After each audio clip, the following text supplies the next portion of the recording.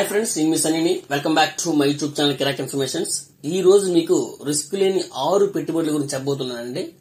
వీటిలో పెట్టుబడి పెడితే ఎటువంటి రిస్క్ కూడా ఉండదు. అందులో ఫస్ట్ వన్ ఏంటంటే పోస్ట్ ఆఫీస్ స్కీమ్స్ అండి. అంటే దేశంలో మదుపుదారుల కోసం పోస్టల్ డిపార్ట్మెంట్ మనకి అనేక పొదుపు పథకాలను అమలు చేస్తుంది.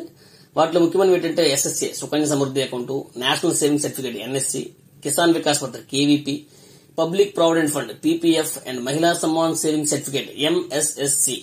ఈ పథకాల పెట్టుబడి రాబడులపై సెంట్రల్ గవర్నమెంట్ ఇన్సూరెన్స్ ఉంటుంది కాబట్టి ఎటువంటి రిస్క్ కూడా ఉండదు. అండ్ సెకండ్ వన్ చూసుకున్నట్లయితే సీనియర్ సిటిజన్ సేవింగ్ స్కీమ్ అండి. ఇది పోస్ట్ ఆఫీసులో అమలు అవుతుంది. అట్ ది సేమ్ టైం బ్యాంకుల్లో కూడా ఈ సీనియర్ సిటిజన్ సేవింగ్ స్కీమ్ అనేది అమలు అవుతుంది. ఈ పథకం కింద 60 ఏళ్ళు దాటిన వారు ఎవరైనా కూడా ఈ పథకంలో చేరొచ్చు. అంతేకాకుండా పదవి విరమణ చెందిన వారు కూడా ఈ పథకంలో చేరొచ్చు. అయితే దీని యొక్క ఇంట్రెస్ట్ రేట్ కూడా చాలా అట్రాక్టివ్ గా ఉంది. అది కూడా 8.2%. మినిమం డిపాజిట్ 1000 రూపాయలు, మాక్సిమం డిపాజిట్ వచ్చి 30 lakhs. కాకపోతే ఒకేసారి పెట్టుబడి పెట్టాల్సి ఉంటుంది. దీనికి కూడా ప్రభుత్వ హామీ ఉంది కాబట్టి ఈ డిపాజిట్ రాబడులపై మనకి ఎటువంటి రిస్క్ కూడా ఉండదు. అండ్ థర్డ్ చూసుకుంటే ఫ్లోటింగ్ రేట్ సేవింగ్ ఫండ్స్. ఇవి మనకి 2020 జూలైలో ఆర్బీఐ ప్రవేశపెట్టింది. అయితే వీటిపై ఏమవుతుందంటే దీని యొక్క మనకి స్కీమ్ లోనే ఉంది కదా ఫ్లోటింగ్ అనేది, అంటే ఇంట్రెస్ట్ రేట్ అనేది మారిపోతూ ఉంటుంది. ఈ ఇంట్రెస్ట్ రేట్ అనేది కలిగిస్తే హాఫ్ ఇయర్లీకి లెగ్గట్టి మనకి ఇవ్వడం అనేది జరుగుతుంది. ఇది కూడా 100% రిస్క్ లేని పెట్టుబడి ఎందుక.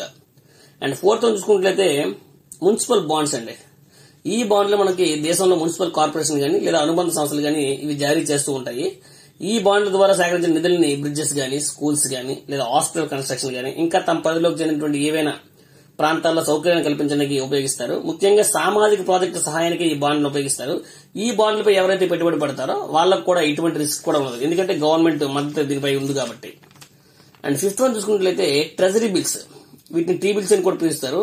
ఈ టీ బిల్స్ పిలిచే ఈ ట్రెజరీ బిల్స్ అనేవి గవర్నమెంట్ ఆఫ్ ఇండియా అనేది ఇష్యూ చేస్తుంది. 1 సంవత్సరం కాల వ్యవధికి, అంటే 1 year టైం పీరియడ్ కి ఇన్వెస్ట్మెంట్ సేకరించడం దీని ఉద్దేశం. అంటే 1 year టైం పీరియడ్ కి మీ దగ్గర ఉన్నటువంటి పెట్టుబడులను సేకరిస్తుంది.